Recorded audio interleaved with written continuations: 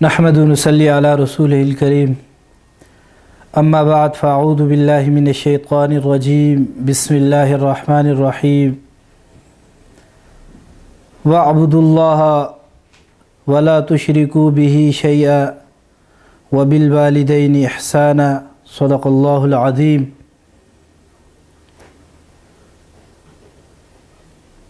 अस्सलामु अलैकुम व रहमतुल्लाहि व बरकातुहू। मैं और आप आज जिस मुआशरे में रह रहे हैं इसमें बहुत सारी ख़राबियाँ पाई जा रही हैं, लेकिन कुछ चीज़ें ऐसी हैं जिनका बहुत रोना रोया जा रहा है। उनमें से एक चीज़ ये कही जा रही है कि आज औलाद नाफरमान हो रही है, औलाद वालिदैन की बात नहीं मानती,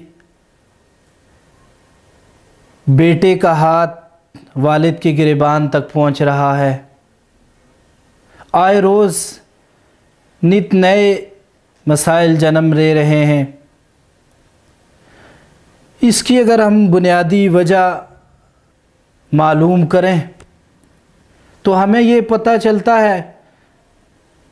कि इसकी असल वजह अल्लाह के हबीब सल्लल्लाहु अलैहि वसल्लम की जो दी हुई तालीमात थी उनसे रूगिरदानी है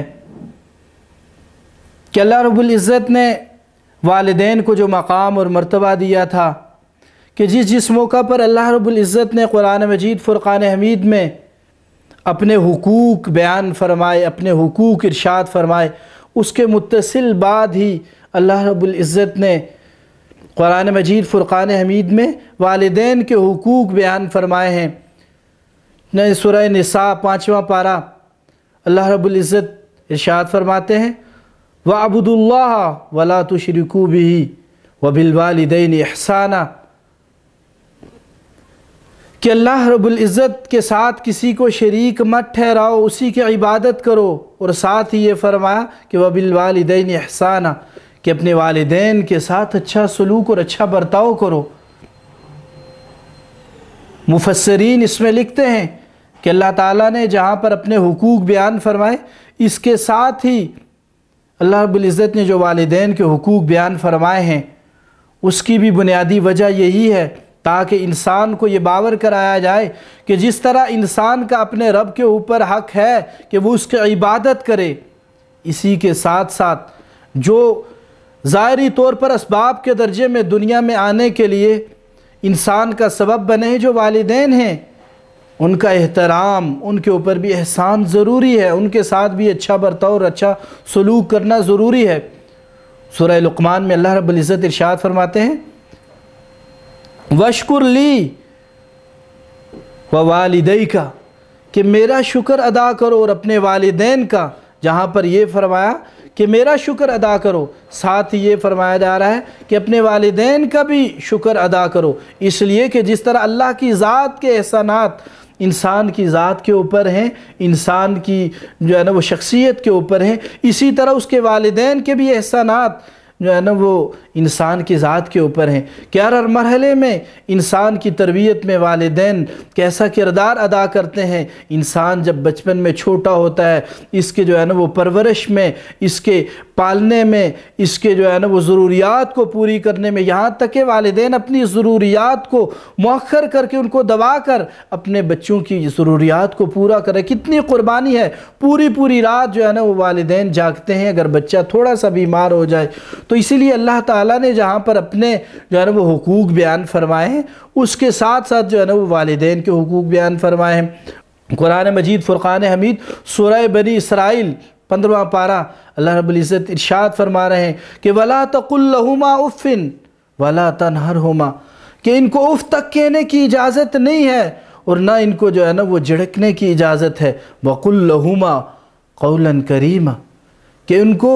अच्छे جو ہے نا وہ اچھے طریقے سے مخاطب کرے، اچھی بات اور جو ہے نرم لہجہ اختیار کیا جائے، تو قرآن کی یہ ساری آیات اور اس سے ہٹ کے بھی بہت ساری جو ہے نا وہ ایسے موقع پر اللہ رب العزت نے انسان کے لیے جو ہے نا وہ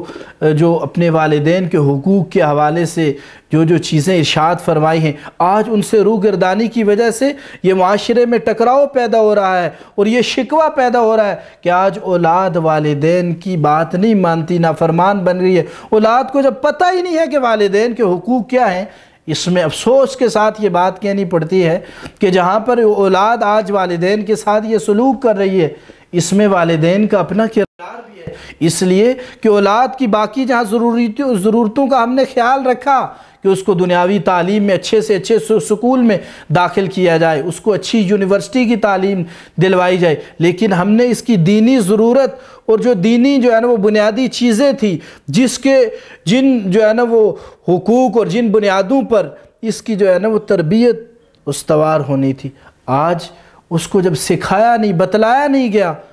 اس نے تو جو ہے نا وہ مغرب کو دیکھا، اس کو حقوق کا پتہ ہی نہیں ہے، تو اس نے ایسے ہی کرنا ہے کہ وہ اولاد جو ہے نا وہ جب اس کو پتہ نہیں ہے تو اس نے جو سیکھا ہے، جو مغرب سے سیکھا ہے، وہی کچھ اپنے جو ہے نا والدین کے ساتھ کرے گی۔ اللہ کے نبی صلی اللہ علیہ وسلم کی ایک نہیں 20 احادیث ایسی ہیں جس میں اللہ کے نبی صلی اللہ علیہ وسلم نے والدین کے احترام کرنے کے بارے میں ارشاد فرمایا۔ بخاری شریف کی روایت، اللہ کے حبیب صلی اللہ علیہ وسلم سے ایک شخص آیا اور اس نے دریافت کیا کہ اللہ کے حبیب، اللہ کے ہاں سب سے زیادہ محبوب عمل کون سا ہے؟ تو اللہ کے حبیب صلی اللہ علیہ وسلم ارشاد فرماتے ہیں کہ سب سے زیادہ محبوب عمل نماز کو اپنے وقت کے اوپر ادا کرنا ہے۔ پھر سوال پوچھا کہ اس کے بعد کون سا عمل ایسا ہے جو اللہ کو سب سے زیادہ محبوب ہے؟ تو اللہ کے حبیب صلی اللہ علیہ وسلم نے ارشاد فرمایا کہ والدین کے ساتھ اچھا برتاؤ کرنا۔ حضرت اسماء رضی اللہ تعالی عنہ نبی اکرم صلی اللہ علیہ وسلم سے اس سوال پوچھا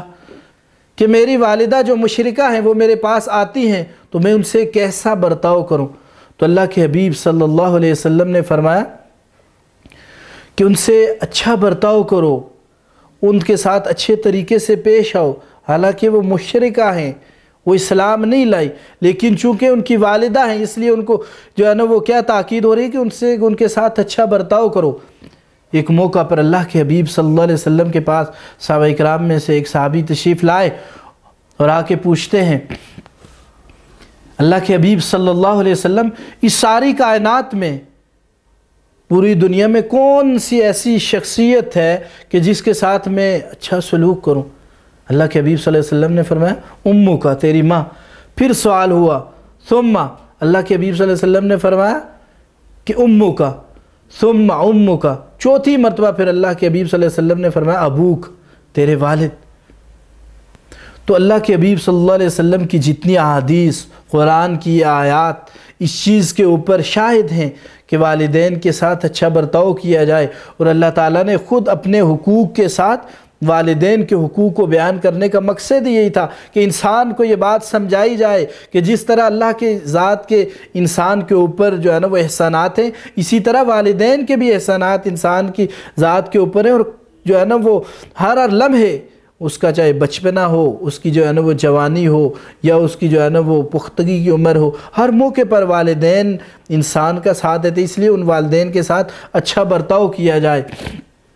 لیکن جب اولاد کو والدین کے حقوق پتہ نہیں ہوں گے تو پھر آج یہی کچھ ہوگا کہ جو کچھ ہمارے معاشرے میں ہو رہا ہے کہ جہاں پر جو ہے نا وہ اولاد کا ہاتھ والدین کی گریبان تک پہنچ رہا ہے، اولاد اپنے معاملات میں والد کو جو ہے نا وہ انٹرفیرنس کا موقع ہی نہیں دیتی، وہ کہتی ہے میرے اپنے معاملات ہیں، میں نے خود ان کو ہینڈلائز کرنا ہے، میری اپنی ترجیحات ہیں۔ یہ آگے سے جو ہے نا وہ آج آئے روز ایسے ایسے واقعات سامنے آ رہے ہیں کہ جس سے جو ہے نا وہ انسان کا کلیجہ منہ کو آتا ہے، ایسے ایسے جو ہے نا وہ واقعات، ایسی دلخراش داستانیں۔ اس کی بنیادی وجہ یہی ہے کہ اللہ کے حبیب صلی اللہ علیہ وسلم کی تعلیمات سے روگردانی ہے۔ اس لیے اگر ہم چاہتے ہیں کہ آج کا معاشرہ اپنے اس کھوئے ہوئے مقام کو حاصل کر لے، بالخصوص مسلمان، تو اس کے لیے عمومی معاشرے کی بھی حالات کی بہتری کے لیے ضروری ہے کہ وہ والدین اپنی اولاد کی تربیت کے اوپر توجہ دیں، اور جس طرح ہم اپنی اولاد کے لیے بہترین سکول کا انتخاب کرتے ہیں، بہترین استاذ کا انتخاب کرتے ہیں، بہترین ادارے کا انتخاب کرتے ہیں، اس کے ساتھ ساتھ یہ ضروری ہے کہ اس کے لیے ایسی درسگاہ کا بھی، بہترین درسگاہ کا اہتمام کیا جائے جہاں وہ اپنی دینی جو ہے نا وہ بنیادی جو چیزیں ہیں ان کو سیکھے، قرآن پڑھنا سیکھے، اور جو ہے نا وہ دینی تعلیمات کو سیکھے، اس لیے کہ یہ ساری چیزیں اللہ نے اپنے قرآن میں، نبی اکرم صلی اللہ علیہ وسلم کی احادیث میں اور اپنی آپ صلی اللہ علیہ وسلم کی تعلیمات میں ملتی ہیں۔ جب وہ ان تعلیمات کو پڑھے گا ہی نہیں، جب ان کی طرف جائے گا ہی نہیں، جب قرآن کو پڑھے گا ہی نہیں، تو وہ کہاں سے یہ جو ہے نا وہ تعلیمات سیکھے گا؟ تو اس لیے اللہ تعالیٰ سے دعا ہے کہ اللہ تعالیٰ ہمیں نبی اکرم صلی اللہ علیہ وسلم کی یہ جو تعلیمات ہیں کہ اپنے والدین کے ساتھ اچھا برتاؤ کیا جائے، اور آج کے جو معاشرے کا سب سے بڑا المیہ ہے کہ والدین کو اولاد سے شکایات پیدا ہو رہی ہیں، اس کی صرف اور صرف یہی اس کے اصلاح کا طریقہ ہے